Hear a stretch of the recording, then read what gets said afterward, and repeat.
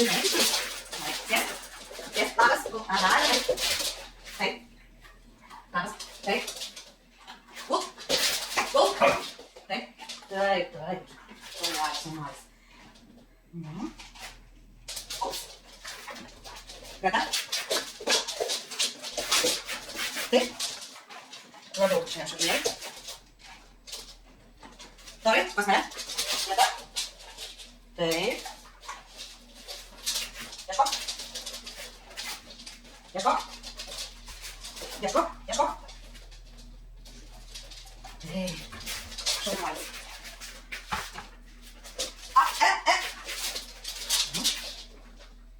Taip. Labai. Taip. Šaunuolis. Greta. Greta. Greta. Greta. Greta. Greta. Geras sualtas. Išpadaryta Greta. Greta. Taip. Greta. Greta. Greta. Greta.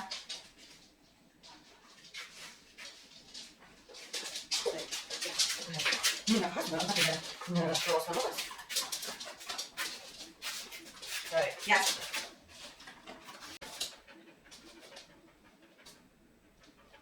Taip, šaunuolis, gera. Taip, šaunuolis.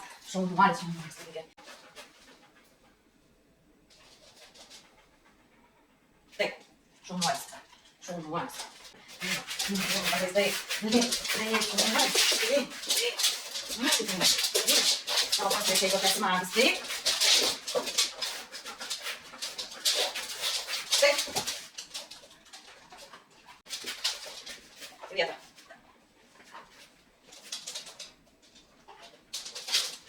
Oi, vieta. Taip, šaunuolis. Jo, taip, šaunuoliukas koks, jo. Į vietą. Šaunuo, taip, šaunuolis. Į vietą. Taip. Taip, pagulėtų, šaunuolis. Labai gerai, jėtų. Labai gerai, jėtų. Taip, jėtų. Šaunuoliukas, taip. Šaunuoliukas. Gulė ramiai pagulėti, taip. Jėtų. Apsitrauks, taip. Apsitrauks.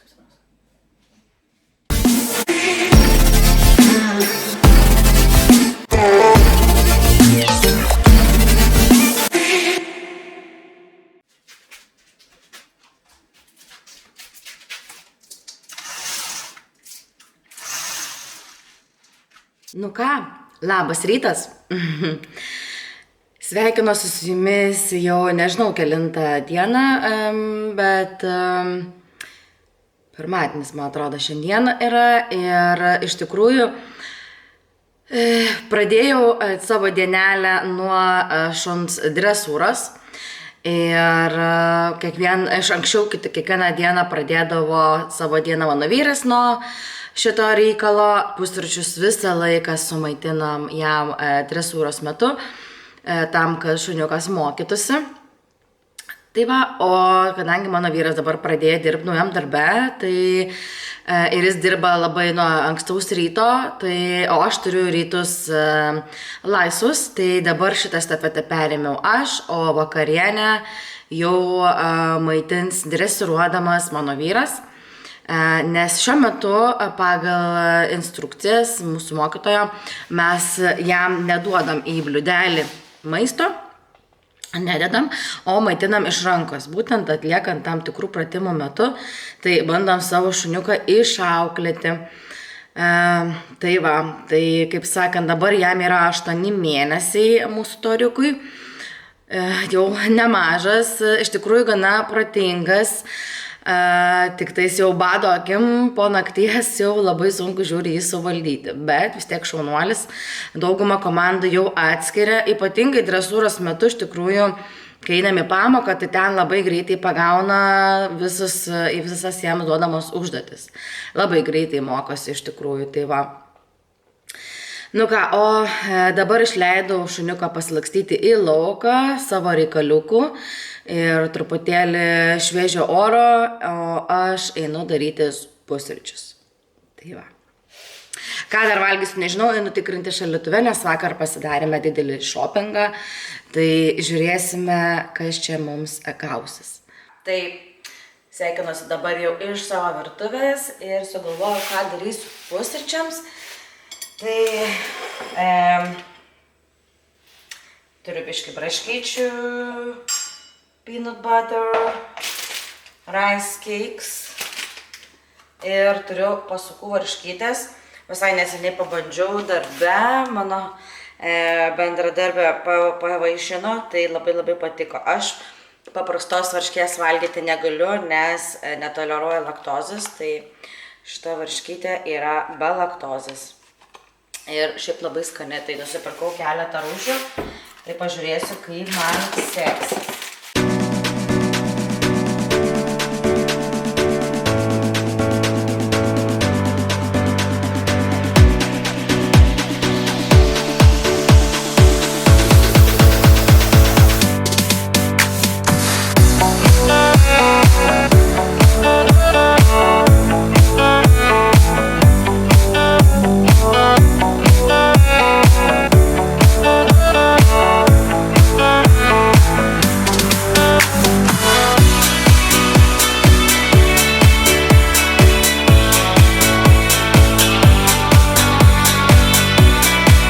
Žiauriai skaniai pavalgiau savo pusryčius iš tikrųjų. Kažkaip, nežinau, tiesiog sugalvojau pasidaryti taip, niekada anksčiau taip nevalgiau. Ir, nežinau, labai patiko iš tikrųjų, labai skaniai ta varškytė. Gal sakyčiau, gal kiek per saldoką, gal galėtų būti mažiau cukraus pridėto. Ar saldiklių, iš tikrųjų net netkreipiau dėmesio, bet buvo žiauriai skanu. Tai va, atsigėriau savo žalios arbatos. Ir dabar eisiu paskaityti knygą. Tai va, mano gražuolis kauliuką griaužia. Va, kaip skaniai triauškia.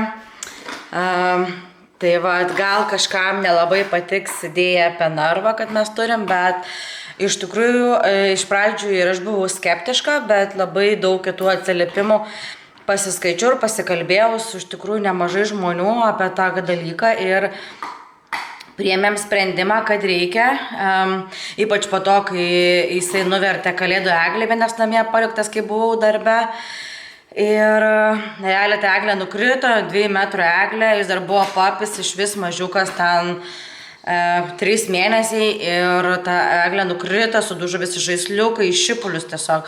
Tai realiai galėjo pasibaigti tikrai nelaimingo atsitikimų, nes jis galėjo ir suvalgyti tas šukes, ir susipjaustyti pedutes. Ir, žodžiu, tai labai išsigandom su vyru ir sakėm, kad reikia pradėti kažką tai daryti ir nebus taip, kad mes sėdėsim kiekvieną dieną namie užsidarę, reikia ir į darbus abiems ir visa kita. Tai nusprendėme įsigyti narvą ir jau ieškojau patį didžiausią, kad jam būtų kuo daugiau erdvės, tai savo narvą,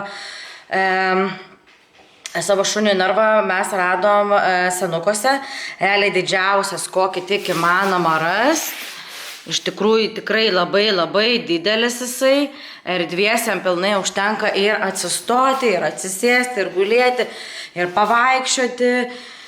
Ir, vienu žodžiu, labai iš tikrųjų gerai ir labai gera priemonė, kaip suvaldyti tą jo tokį neramumą. Iš tikrųjų, jis ganėtinai neramus šuo yra ir visa kita. Tai, ta prasme, mes su jo problemą daug neturim, kadangi, čia yra miksiukas, akitos su border collie. Tai border collie, jie yra labai aktyvūs ir labai sukti ir protingi. Akitos nėra tokios aktyvios, bet irgi yra labai protingos. Tai, toks geras miksas ir mums pasisekė tuom, kad akit turi paveldėjo akitos tą aktyvumą, kad jis 5 minutės pažaidžia, liežuvį pakabinės eina miegoti. Tai va, bet čia labai gera tokia prevencinė priemonė nuo to, kad ypatingai, kai, pavyzdžiui, išmokinti šunį nedaryti namuose. Nes anksčiau tai būdavo, pavyzdžiui, naktį eina miegoti ir jisai bet kur eina ir daro, mano žodžiu. Net nelaukia, kada išleisim į lauką ar dar kažką, visada rasdavom ryte ir kakučių, ir sisiukų, ir visur. Ir kažkada ir ant sofos buvo prisisiojęs ir prikakojęs, radom kakučių. Nežinau, kas jam ten susišvietė, bet žodžiu, ta vaikystė, paauglystė, tai konkrečiai buvo susukus protelį. Tai dėl to ir įsigijom tą narvą, todėl kad šuo niekada nederks savo vietos, kur jisai miega, kur jisai būna. Aišku, stengiamės prie to narvo pratinti taip, kad čia būtų ne kažkokia bausmės vieta, o kaip gera jo poilsio vieta, kur jis jaučiasi saugiai. Tai jisai būna pats nueina į tą narvą ir kauliuką atsigulęs griaužia, žino, kad niekas iš jo to kauliuko neatims. Ir naktimis jisai miega taip pat ten, nes mes neleidžiam į antrą aukštą jo lipti, jo yra rezidencija apačioje, o antrame aukšte mes dar turime katę, jinai yra įsikūrus antram aukšte, nes jinai su juo nedraugauja. Tai mes neleidžiam jo į antrą aukštą, kad jos negazdinti, kad jie nekonfliktuotų tarpusavyje ir kad nesuėstų be abejo jos maisto, nes jisai jeigu užlipa ir labai dažnai stengiasi tai padaryti, ir kad mes nematytume, kiekvieną minutę jisai bando išgaudyti, tai iškart prie jos maisto ir suryja. Tai vienu žodžiu turim labai žiūrėti. Tai mes išeidami kažkur tai ir parduotuvę išvažiuodami visą laiką uždarom narvelyje, bet uždirbame iš karto duodam ar kauliuką, ar kažkokį skanuką. Vienu žodžiu. Ir jisai labai ramiai tenai mūsų atlaukia.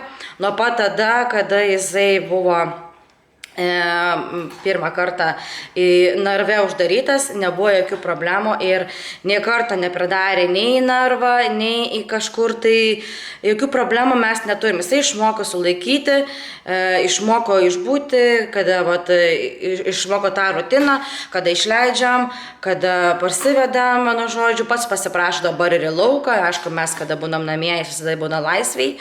Išskyrus, kada jisai pats nori nueiti, arba jeigu duodam kauliuką, tada irgi uždarau, nes kitaip jis nori tą kauliuką neštis ant sofos. Automatiškai kaulai, kas ten yra žalia mėsa, kraujas ar ne, tai kad to kraujo neužneštų ant sofos ar kitų paviršių, tiesiog mes visą laiką duodam jam griaužti vienu žodžiu narve, kad neprikruvintų mums visko ir viskas, jisai tenais, kaip sakant, pasimėgauja savo tuo skanuku. Tu kaip skaniai griaužia. Ir viskas, va. Ir dabar, žodžiu, nežinau, jeigu kažkas dar domina, kas liečia šunį ar katę, nežinau, galite iš tikrųjų paklausti, mes turim škotų nulepausę, tai mūsų mylimukė, bet jau tokia keista katė, tai šakis. Tai va, o toliau tai ką, pavalgiau pusryčius, truputėlį apsitvarkiau, atsigėriau savo arbatos ir einu dabar greit paskaitysiu knygą.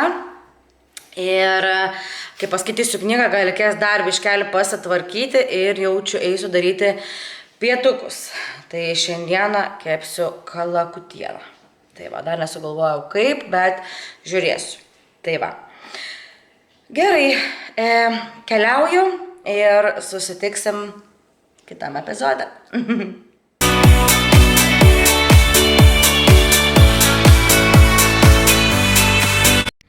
Nu ką, tai